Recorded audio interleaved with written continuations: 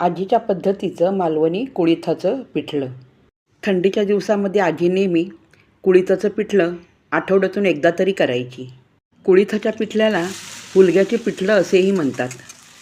आजी हुलगे म्हणजे कुळीथ कढईमध्ये भाजून चक्कीतून दळून आणायला सांगायची.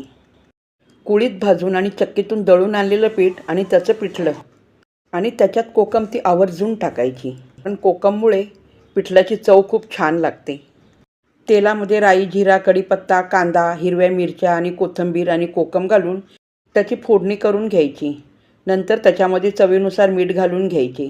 नंतर त्याच्यात पाणी घालून पाण्याला चांगली उकळी आल्यानंतर एका भांड्यामध्ये कुळिथाचे भिजवून घेतलेले पीठ वरतून सोडून द्यायची.